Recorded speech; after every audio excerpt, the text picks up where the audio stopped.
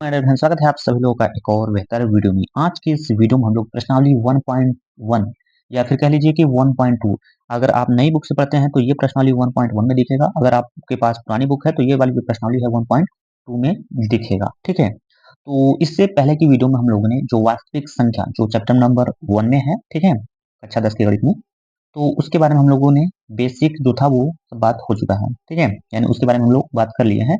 अगर आप लोग वो वीडियो नहीं देखे हैं तो इस वीडियो के डिस्क्रिप्शन बॉक्स में उसका लिंक दे दिया जाएगा, आप वहां से जाकर देख सकते हैं। ठीक है, तो चलिए बिना टाइम वेस्ट करते हुए हम अपने प्रश्नावली की ओर चलते हैं। तो आप देखेंगे प्रश्नावली में, तो सबसे पहले प्रश्नावली के आप एक काम करिएगा, एक बुक लेकर बैठिएगा क्योंकि मैं यहाँ पे पढ़ूंगा और आप अपने बुक से मिलाइएगा। तो प्रश्नावली में क्या बोला है, निम्नलिखित संख्याओं को अभाज्य गुणनखंड की गुणनफल के रूप में व्यक्त कीजिए। यहाँ पर ये जो है निर्देश दिया गया है।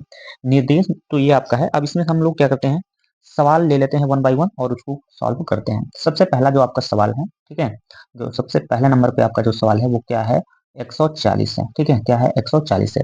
अब आपको करना क्या है, 140 का जो है अभाज्य गुणनखंड जो है बताना है। ठीक है, तो चलिए हम लोग इसको अच्छे से सॉल्व कर लेते हैं। तो सबसे पहले आपको करना क्या होगा, मान के चलिए हमें 140 का अभाज्य गुणनखंड करना है, तो हम कुछ इस तरीके से लाइन खींच लेंगे। तो यहाँ पे लिखेंगे 140। ठीक, तो यहाँ पर हमने संख्या को लिख लिया है। अब देखिए इसके बाद आपको क्या करना होगा, जो भी संख्या है उसके किनारे यदि कोई सम संख्या है या फिर कोई जीरो है तो इसका मतलब यह है कि वो संख्या 2 से विभाजित होगी। जैसे यहाँ पर हम 2 से काटेंगे ये 14 को, तो 2 से ये कटेगा 7 बार में, और पीछे जीरो है तो जीरो रह जाएगा। ठीक है, अब देखिए क्या होगा, अब देखिए क्या होगा, ठीक है, अब देखिए क्या होगा। तो यहाँ पर देखेंगे किनारे अभी जीरो है, तो अभी जीरो है तो इसका मतलब ये हुआ कि फिर से हम 2 से विभाजित कर सकते हैं। तो 2 से जब भाग दीजिएगा आप साथ में, तो 2 तिहाई 6 हो जाएगा, एक बचेगा यहाँ पर, हो जाएगा 2 पंचे 10 हो जाएगा। ठीक है, अब यहाँ पर आपका जो संख्या है वो बदल गया है, चेंज हो चुका है, तो अब 2 से आपका नहीं कटेगा यहाँ पर। ठीक है, अब यहाँ से ये काट सकते हैं आप, इससे 5 से काटेंगे, 5 से ये कटेगा कितनी बार में, 7 बार में, और ये जो 7 है 7 से ये कटेगा एक बार में। तो यहाँ पर हमसे पूछा था अभाज्य गुणनखंड के रूप में हमें दिखाना है इसको। तो यहाँ पर 2 देखेंगे कितनी बार है, 2 बार है, तो हम इसको लिखेंगे 2 के पावर 2 लिखेंगे इंटू 5 अकेला है, एक बार है तो 5 लिखेंगे, और 7 भी अकेला है, तो यहाँ पर हमने लिख दिया है। तो यहाँ पर देख सकते हैं बेहतर तरीके से हमने यहाँ पर आपको समझाने का प्रयास किया है। यहाँ पर ये हो गया आपका अभाज्य गुणनखंड। जो दूसरा संख्या है वो है 156। तो चलिए अब हम लोग क्या करते हैं, 156 का जो है अभाज्य गुणनखंड निकाल लेते हैं। ठीक है, चलिए यहाँ पर साइड में हम लोग इसको सॉल्व करेंगे। तो 156, तो यहाँ पर देखेंगे किनारे, तो यहाँ पर आपका जो है सम संख्या है, तो इसका मतलब ये 2 से जरूर विभाजित होगा, तो 2 से हम काटेंगे इसको, तो 2 सत्ते 14 हो जाएगा। यहाँ पर एक हासिल बच जाएगा, जिसे आप लोग कैरी भी बोलते हैं, तो ये कैरी जाएगा इस 6 के साथ, तो हो जाएगा 16। अब 2 से भाग दीजिएगा तो ये 8 बार में भाग चला जाएगा। अब क्या करेगा, जो नई संख्या हमें मिली है उसमें भी हम 2 से भाग देंगे तो भाग चला जाएगा। 2 से भाग दीजिएगा इस 7 में, तो 3 बार जाएगा, हासिल आपका 1 रह जाएगा, तो 18 हो जाएगा। अब 2 से जब भाग दीजिएगा तो ये हो जाएगा 2 9 18 हो जाएगा। ठीक, अब जो नई संख्या में मिला है ये 2 से विभाजित नहीं होगा, ये संख्या आपका विभाजित होगा 3 से, तो 3 से भाग दीजिएगा, ये एक बार में कटेगा, और ये 3 से 3 बार में कटेगा। ठीक है, अब जो हमारा नई संख्या मिला हमको 13 मिला है, 13 जो है ये अपने आप यानी खुद 13 से ही कटेगा। ठीक है, चलिए इसका जो हमें दर्शाना है खंड यानी गुणनफल के रूप में, तो कैसे दर्शाएंगे इसको, यहाँ पर देखेंगे तो 2 2 बार है। ठीक है, कितनी बार है, 2 2 बार है यहाँ पर, तो हम इसको दिखाएंगे कितना, 2 पे पावर 2 इंटू, यहाँ पर एक बार 3 आया हुआ तो एक बार 3 लिखेंगे, और एक बार 13 है तो एक बार हम 13 को भी लिख देंगे, तो यहाँ पर ये हो जाएगा आपका आंसर। ठीक है, तो चलिए अगला संख्या हम देखते हैं। तो अगला संख्या जो हमारा है यानी अगला जो क्वेश्चन है, ये आपका पहला क्वेश्चन था। ठीक है, ये जो क्वेश्चन था ये पहला था, ये वाला जो है ये दूसरा है, और तीसरा क्वेश्चन को हम इधर सॉल्व करेंगे। तो तीसरा यहाँ नंबर डाल देते हैं, तीसरा। ठीक है, तीसरा में कितना है, तो 38 25 दिया गया है, तो इसको भी हम लोग अच्छे से सॉल्व कर पाएंगे। ठीक है, तो यहाँ पर आपको लिखना होगा 38। ठीक है, उसके बाद लिखना होगा 25। तो अब आप में ध्यान दीजिएगा, यहाँ किनारे जो संख्या है वो आपका सम संख्या नहीं है, ये आपका विषम संख्या 5 है। तो या तो ये 5 3 से कटेगा या तो 5 से कटेगा। ठीक है, तो 3 से काटने के लिए देखिए ये 3 कटेगा, ये 8 2 10 हो जाएगा, यहाँ पर एक बचेगा, 3 5 15 हो जाएगा, तो इसका मतलब ये संख्या जो है 3 से विभाजित हो जाएगा। तो हम इसको काटेंगे 3 से, तो 3 से भाग देंगे एक बार में, 3 से जब भाग दीजिएगा 8 में, तो 3 दूना जाएगा, और यहाँ पर हासिल 2 बचेगा, अब जाएगा 3 7 21, और 3 25 हो जाएगा, यहाँ पर 15 हो जाएगा। ठीक है, यहाँ पर देखेंगे तो अगली संख्या अगर हमारा जो मिला हुआ है उसमें भी इकाई संख्या पर जो है 5 है, तो हम देख सकते हैं, एक बार चेक कर लेते हैं क्या ये संख्या 3 से कटेगा।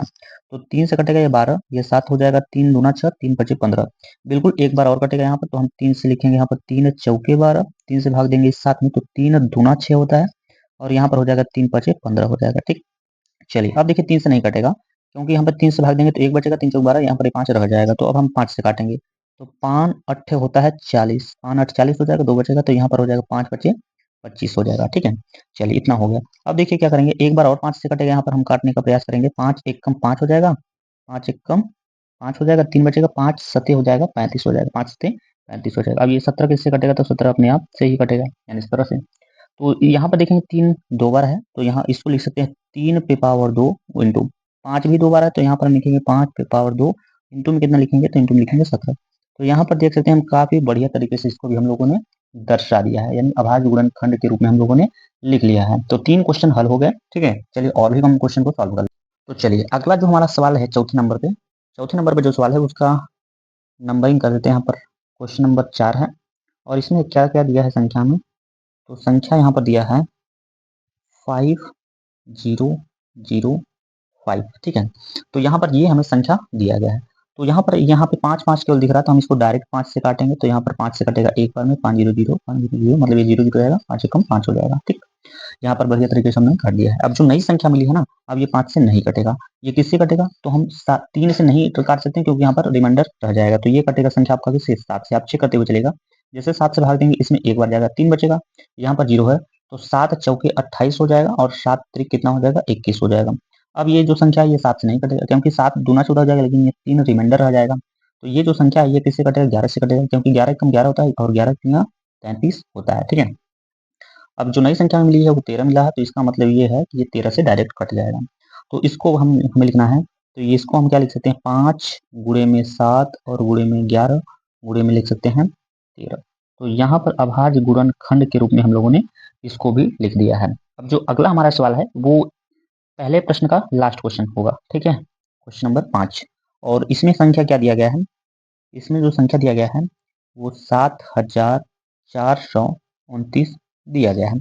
तो ये भी काफी अच्छा क्वेश्चन है। ठीक है, इसको काटना थोड़ा सा टफ हो जाता है।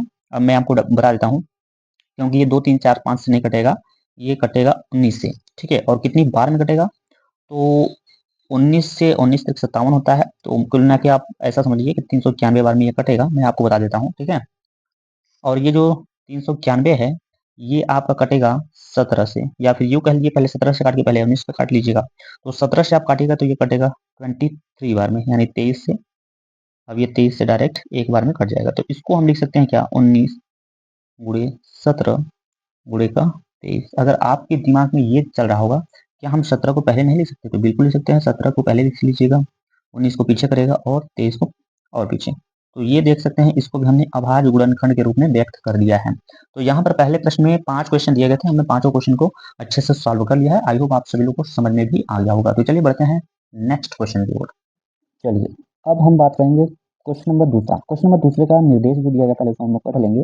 कह रहा है पूर्णांकों के निम्नलिखित युग्मों के एचसीएफ और एलसीएम ज्ञात कीजिए तथा इनकी जांच कीजिए कि दो संख्याओं का गुणनफल एलसीएम और इंटू में सॉरी एचसीएफ इंटू एलसीएम है कि नहीं। तो यहाँ पर सबसे पहले ये कहा जा रहा है कि दो संख्याओं का जो गुणनफल होता है, मान के चलिए पहली संख्या ए और दूसरी संख्या बी हो गया, हमने यहाँ पर मान लिया है। ठीक है, वहां पे हिंदी लिखा है बुक में। ठीक है, तो पहली संख्या मानिए ए है, दूसरी संख्या बी है, और इसके बराबर में क्या दिया है, इसके बराबर में आपका दे रहा है एचसीएफ इंटू एलसीएम। तो कहने का मतलब ये है सबसे पहले आपको दो संख्या इन्होंने दिया है, उसका एलसीएम और एचसीएफ आपको निकालना है और ये चेक करना है क्या इस फॉर्मूले पे दोनों जो आंसर है वो बराबर होते हैं कि नहीं होते हैं। ठीक है, चलिए हम लोग इसको कर लेते हैं। तो पहला प्रश्न हम सॉल्व करेंगे।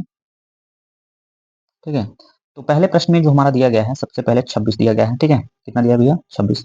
तो हम 26 का यहीं पे निकालेंगे क्या, अभाज्य गुणनखंड। ठीक है, 26 का, तो यहाँ पर 2 से भाग दीजिएगा तो 2 से यहाँ पर कटेगा 13 बार में, और ये 13 से कटेगा कितनी बार में, एक बार में। तो 26 का जो है अभाज्य गुणनखंड निकल चुका है। अब हम निकालेंगे 91 का। ठीक है, किसका, 91 का।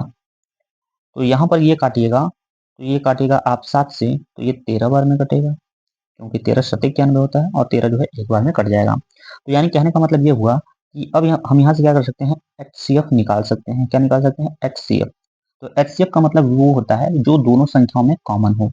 ठीक है, जो दोनों संख्याओं में कॉमन हो। तो अगर आप ध्यान से देखेंगे इसमें भी 13 है, इसमें भी 13 है, तो एचसीएफ भी कितना होगा, 13 हो जाएगा। अब बात हम करते हैं एलसीएम का। एलसीएम कैसे निकालेंगे, तो जो ये 13 देख रहे हैं इसको आपको वही लेना होगा। उसके बाद जो संख्या नहीं मैच कर रहा है, जैसे यहाँ पर 2 है तो 2 को भी लेना होगा, जैसे यहाँ पर 7 है तो आपको 7 को भी लेना होगा। ठीक है, अब इसको गुणा जब आप लोग करिएगा इसका जब आप लोग गुणा करेंगे तो कितना मिलेगा उसको समझिए। ठीक है, जब इसका आप लोग एलसीएम निकालने जाएंगे तो इसका जो गुणा कर लीजिएगा आप लोग 100 जो है 82 निकल के आ जाएगा। ठीक है, तो एचसीएफ और एलसीएम दोनों हमने निकाल लिया है। अब ये जो सवाल का कंडीशन है कि दोनों ये सिद्ध करना है, जांच करना है कि ये दोनों बराबर आते हैं कि नहीं आते हैं। तो चलिए हम लोग जांच कर लेते हैं। तो यहाँ पे लिख लीजिएगा जांच। जांच जांच तो पहली जो संख्या है वो आपका कितना है 26 है, गुण जो दूसरी संख्या वो कितना है 91 है, आप देख सकते हैं। और यहाँ पे लिखा है एचसीएफ। एचसीएफ का मान हमने कितना माना निकाला है भाई, तो 13। और एलसीएम का मान कितना निकाला है, तो 182 निकाल लिया है। ठीक है, चलिए। तो अगर आप 26 का गुणा 91 में करते हैं, तो जब 26 का गुणा 91 में करेंगे तो आपका जो गुणा होगा वो 2366 निकल के आ जाएगा। और जब आप 13 का 182 में जब गुणा करिएगा तब भी आपका निकलेगा कितना, 2366 निकल के आ जाएगा। तो आप यहाँ पे ध्यान से देखेंगे, ये दोनों जो साइड है ये दोनों इक्वल है, बराबर है। तो आप ये बोल सकते हैं, क्या बोल सकते हैं, एल एच एस बराबर आर एच एस बराबर रूट, बराबर रूट। मतलब कि जो बायां पक्ष है वो दाएं पक्ष के बराबर है, यही हमें सिद्ध करना था। ठीक है, चलिए दूसरा प्रश्न देखते हैं। ठीक है, आई होप आप सभी लोग को समझ में आ रहा होगा। ठीक है, चलिए दूसरा प्रश्न हम लोग समझने का प्रयास करेंगे। तो दूसरा जो प्रश्न दिया गया है यहाँ पर, जो दूसरा प्रश्न आपका दिया गया है वो कितना दिया गया है, तो एक तो दिया है 510, एक संख्या दिया है 92। तो इसका पहले हमें अभाज्य गुणनखंड निकालना होगा। तो 510 हमने यहाँ पे ले लिया। ठीक, अब इसका अभाज्य गुणनखंड निकाल लेते हैं, उसके बाद जो है उसके दूसरे वाले को निकालते हैं। तो यहाँ पर हमें 21 वाली संख्या पर हमें 0 दिख रहा है, तो इसका मतलब ये 2 से विभाजित हो जाएगा। तो 2 से काटेंगे, 2 दूना 4 हो जाएगा। यहाँ पर 11 हो जाएगा, 2 पंचे 10 हो जाएगा और 2 पंचे 10 हो जाएगा। ठीक, अब यहाँ पर संख्या बदल गई है, इसका मतलब ये 2 से नहीं कटेगा, तो हम इसको 3 से काट सकते हैं। तो 3 8 24 होता है, 3 8 24 होता है। ठीक है, और 3 पचे कितना होता है, 15 होता है।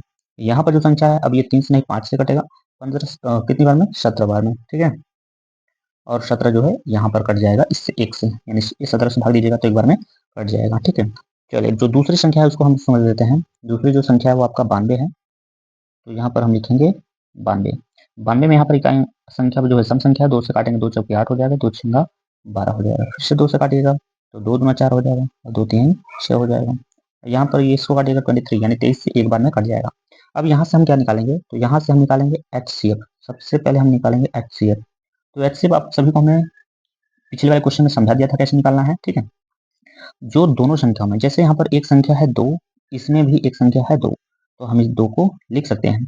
इसके अलावा इसमें 2 है लेकिन इसमें नहीं है, इसमें 23 है लेकिन इसमें नहीं है, तो इसका मतलब हमारा जो एचसीएफ होगा वो केवल 2 होगा। ठीक है, अब हम बात करते हैं एलसीएम। ठीक है, एलसीएम, तो एलसीएम, अब एलसीएम में क्या होता है, जो एचसीएफ जो निकला होता है वो रहता है और बाकी के जितने भी संख्या है वो सभी ले लिए जाते हैं। जैसे एक संख्या इसमें 2 है तो उस 2 को भी आपको लेना होगा, इसमें 3 है तो आपको 3 को भी लेना होगा। ठीक है, इसमें 3 को भी लेना होगा, और 3 के बाद यहाँ पर 5 भी है तो 5 को भी लेना होगा, यहाँ पर 17 है तो 17 को भी लेना होगा, और यहाँ पर 23 है तो 23 को भी लेना होगा। ठीक है, चलिए।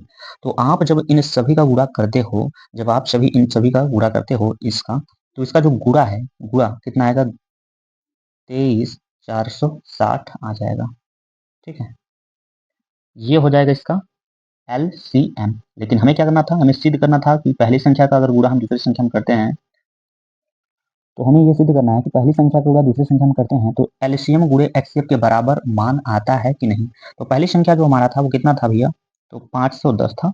इसका गुणा करना था हमें दूसरी वाली संख्या में, यानी कि 92, यानी कि 92 में।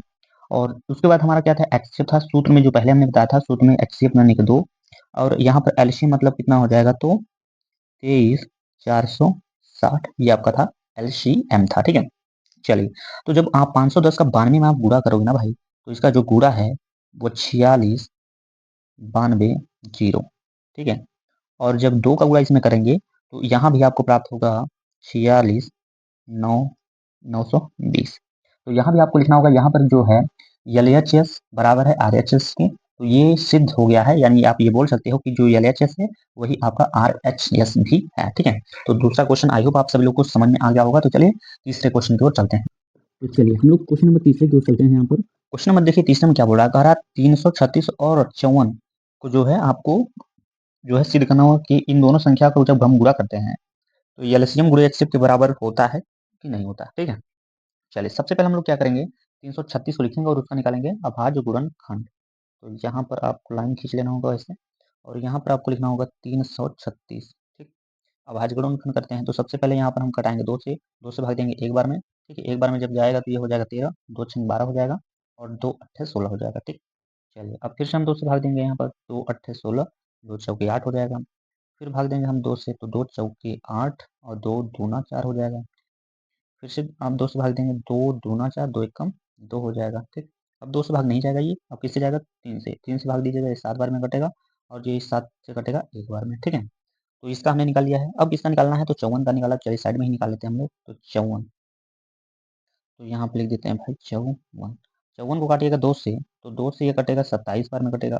अब ये 27 जो है 2 से नहीं कटेगा, तो ये 3 से कटेगा, 3 से कितनी बार में, 9 बार में कटेगा। 3 से 9 को काटिएगा तो 3 त्रिका 9 हो जाएगा, और यहाँ पर 3 से काटिएगा तो 3 एकम 3 हो जाएगा। अब यहाँ से हम क्या करेंगे, यहाँ से हम निकालेंगे सबसे पहले HCF। ठीक है, HCF निकालेंगे। HCF निकालने का तरीका ये है, सबसे पहले संख्या को पढ़िएगा। पहली वाली संख्या हम जो 336 का जो पहला अभाज्य गुणनखंड है 2 है, इसका भी 2 है, तो इसका मतलब एक संख्या तो मैच कर रहा है, वो हमने लिख लिया। दूसरी बात, यहाँ पर एक संख्या 3 है और इसमें भी एक तो 3 है, तो इसका मतलब गुणे में लिखना होगा 3। उसके बाद कोई संख्या मैच कर रहा है नहीं, तो यहाँ पर 2 3 कितना हो जाता है, 6 हो जाता है। तो एलसीएम आप सॉरी HCF कितना हो गया, 6 हो गया। अब आपको निकालना होगा एलसीएम। तो एलसीएम कैसे निकालेंगे, सबसे पहले यहाँ पर 6 है तो 6 को आपको लिखना ही पड़ेगा। ठीक है, 6 को आपको क्या करना होगा, लिखना ही पड़ेगा।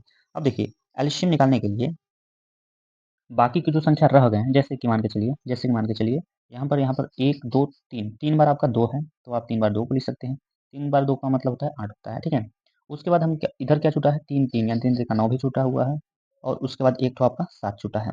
तो आप जब इन सभी का गुणा करेंगे, इन सभी का जब आप लोग गुणा करेंगे, तो आपका जो गुणा हो जाएगा वो 3000 जो है 24 निकल के आ जाएगा। कितना, 3024 निकल के आ जाएगा, जो कि बहुत ज़्यादा इंपॉर्टेंट है। ठीक है, आपको निकालना आना चाहिए।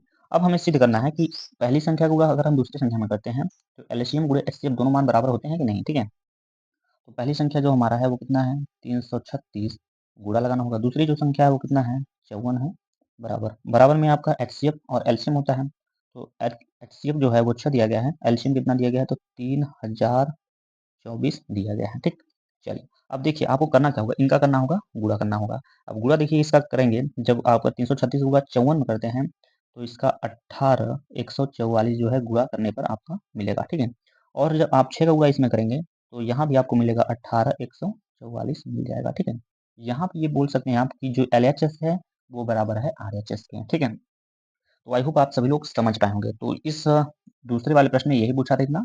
अब हम लोग बढ़ेंगे क्वेश्चन नंबर तीसरे की ओर।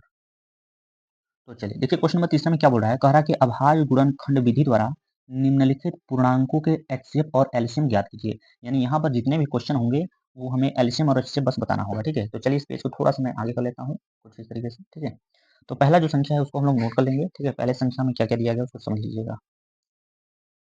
तो चलिए पहला जो सवाल है उसमें लिखा है 12, 15 और लिखा है 21।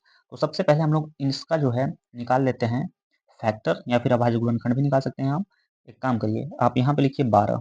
ठीक है, 12 का जो अभाज्य गुणनखंड होता है वो होता है कितना, ठीक है, वो कितना होता है, तो 2 दूना 4 और 4 तिहाई का 12 होता है। ठीक है, चलिए दूसरी संख्या जो हमारा है कितना है, 15 है, तो हम 15 को लिखेंगे और इसका भाज्य गुणनखंड लिखेंगे, तो ये हो जाएगा 3 × 5 यानी 3×5 = 15।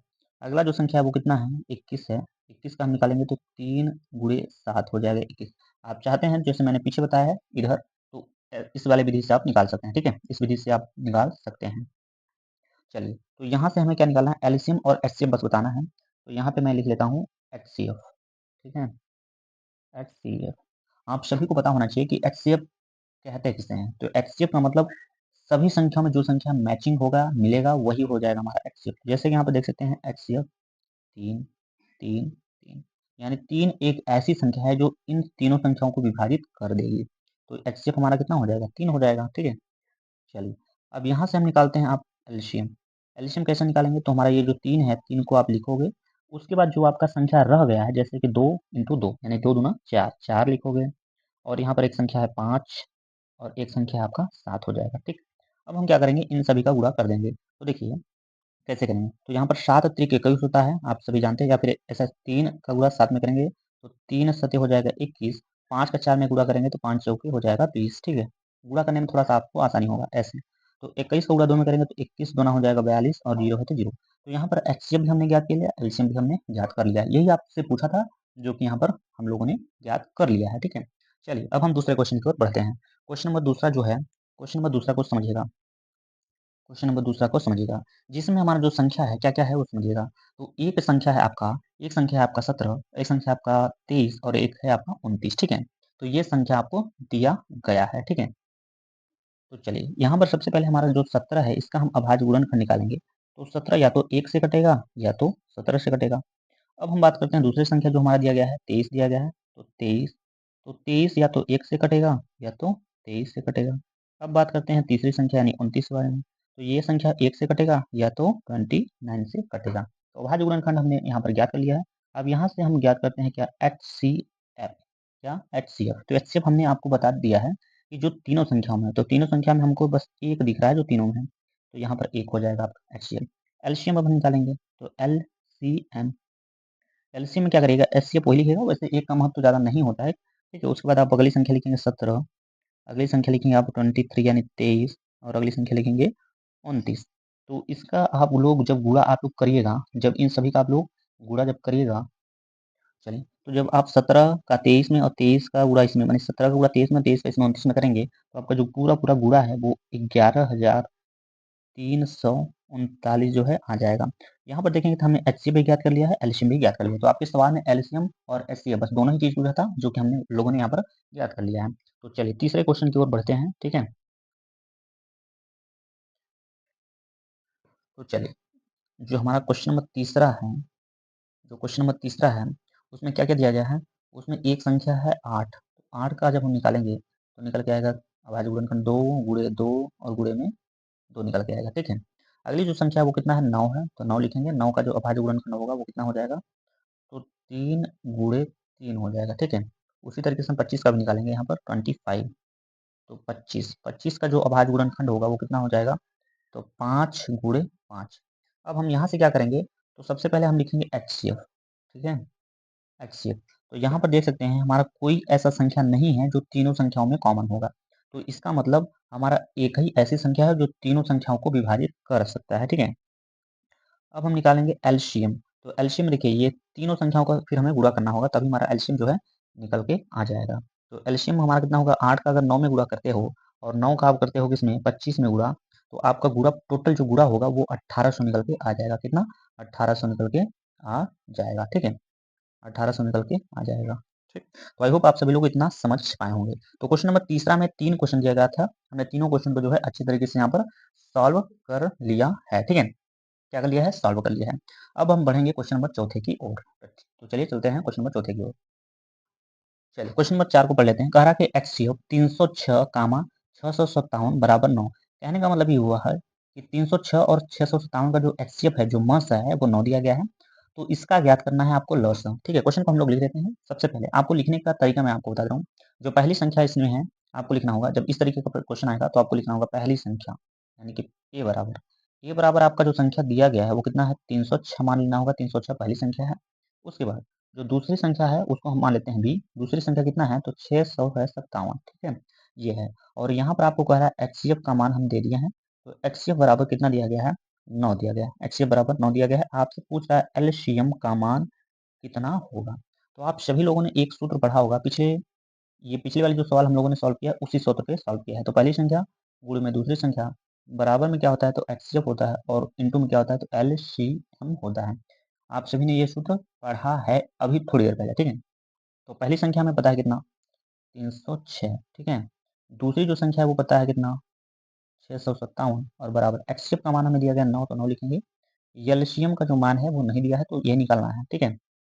ये 9 आपका चला जाएगा नीचे, तो यहाँ पर हो जाएगा 306, गुणे में ये हो जाएगा 657, और बट्टे में कितना हो जाएगा, बट्टे में आपका हो जाएगा 9, इक्वल टू में क्या हो जाएगा, तो एलसीएम हो जाएगा। यहाँ से भाग दीजिएगा, 9 से काटेगा इसको, तो 9 सते 63 हो जाएगा, ठीक है। 9 सते 63 हो जाएगा, 2 बचेगा, और 9 त्रिक 27 हो जाएगा। तो कहने का मतलब ये हुआ कि 306 और गुणे 73 इक्वल टू कितना हो जाएगा, तो एलसीएम हो जाएगा।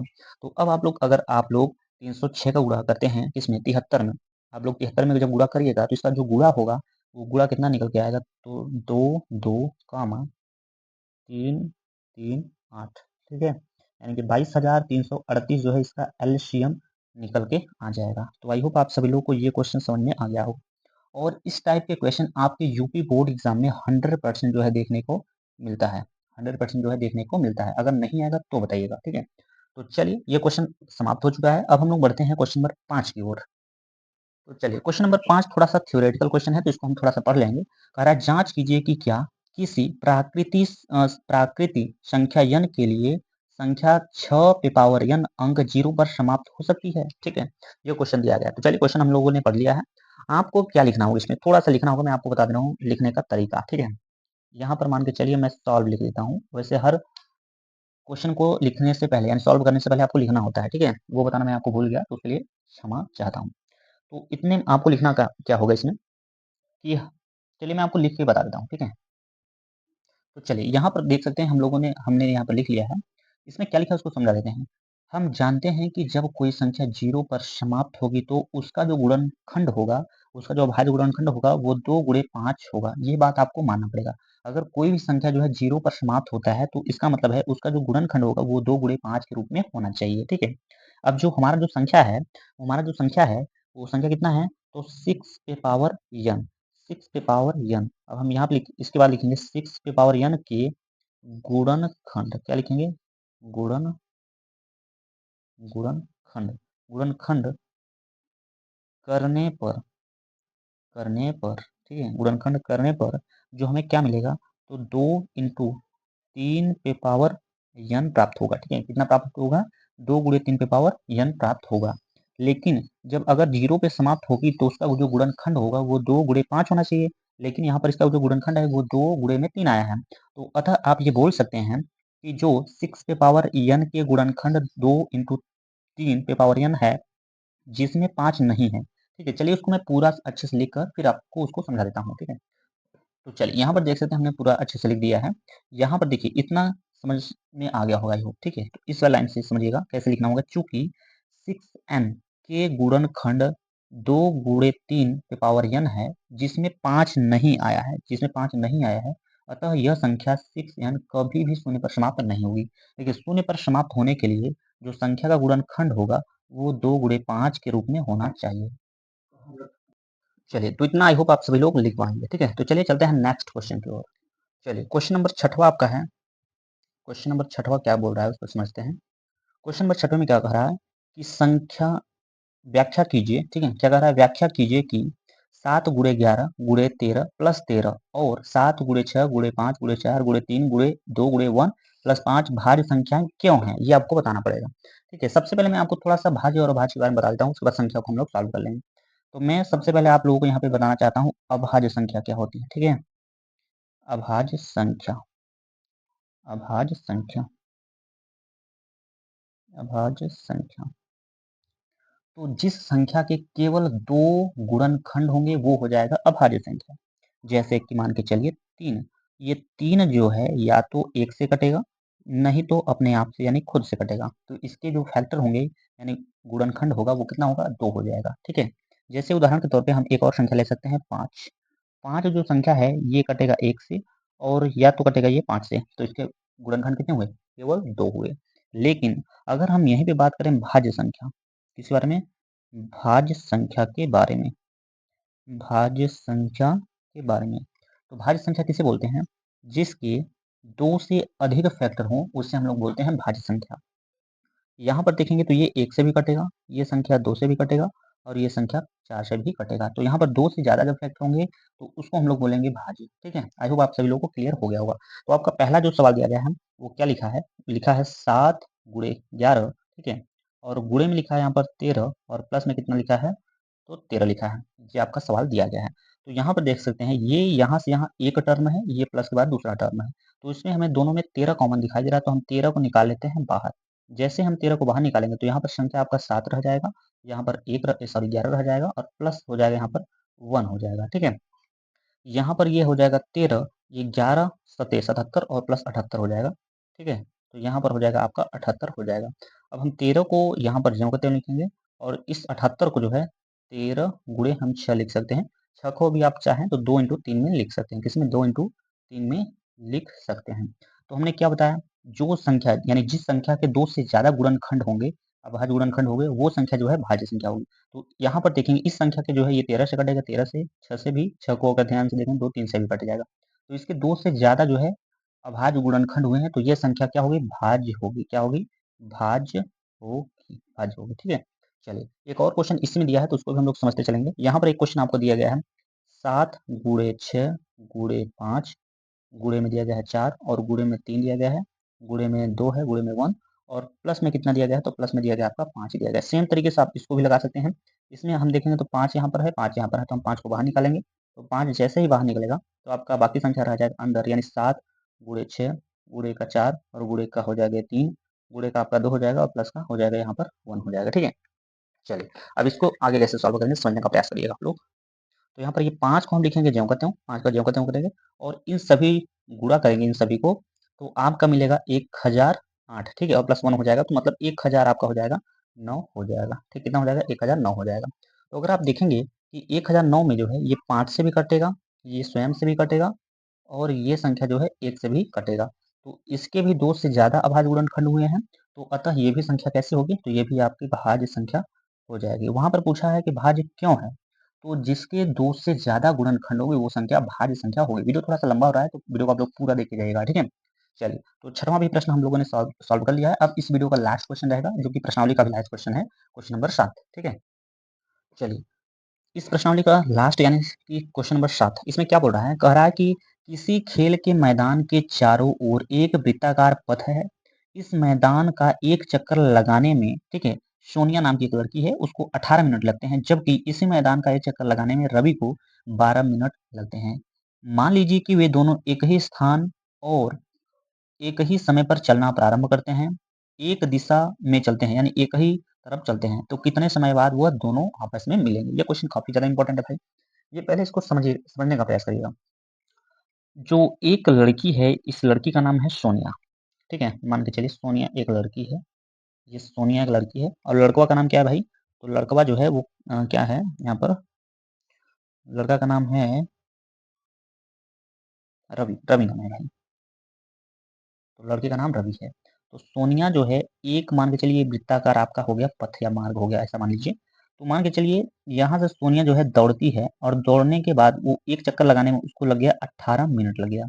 लेकिन रवि को यहीं से शुरुआत किया है, यहीं से शुरुआत किया और उसको लगा है कितना मिनट? और 12 मिनट। तो सवाल ये कह रहा है अगर दोनों को यहीं से शुरुआत करें, यहीं से और एक ही दिशा में दोनों को दौड़ाएँ तो कितने समय बाद वो जो है वो दोनों जो है आपस में फिर से मिलेंगे? तो आपको इस क्वेश्चन में कुछ भी नहीं करना है, क्या करना है उसको समझिएगा। आपको इसका निकालना है एलसीएम, क्या निकालना है भई? तो एलसीएम निकालना होगा। तो एलसीएम में हम कैसे निकालेंगे? सबसे पहले 18 है, तो यहाँ पर 2 इसका भाज्य गुणन करेंगे 2 तिहाई हो जाएगा 6 और 6 त्रिक कितना हो जाएगा? 18 हो जाएगा। अगली जो संख्या है वो हमारा 12 है, 12 को हम अगर भाज्य गुणनखंड करेंगे तो 2 दूना 4 और 4 तिहाई का हो जाएगा 12 हो जाएगा, ठीक है? चलिए, तो अब हम देखिए इसमें हमें क्या निकालना होगा? तो एलसीएम निकालना होगा। जब भी इस तरह का क्वेश्चन देगा तो आप सबसे पहले क्या करेंगे? एलसीएम निकालिएगा। तो जो संख्या होंगी वो उसकी सबसे ज़्यादा वैल्यू आपको लेना पड़ेगा। जैसे इसमें 2 और 3 केवल 2 ही संख्या आया है, तो 2 का सबसे ज़्यादा वाला वैल्यू कितना है? 4, तो हम इस 4 को लेंगे और 3 का सबसे ज़्यादा वैल्यू क्या है? 3 2 बार है यानी 3 त्रिक का 9 बार है। तो 4 9 कितना हो जाएगा? यहाँ पर हो जाएगा 36, तो 36 मिनट जो है उन लोगों को लगेगा आपस में मिलने के लिए। तो यही हो जाएगा आपका करेक्ट आंसर, ठीक है? तो चलिए इस वीडियो में इतना ही, मिलते हैं नेक्स्ट वीडियो में, तब तक के लिए जय हिंद, जय भारत।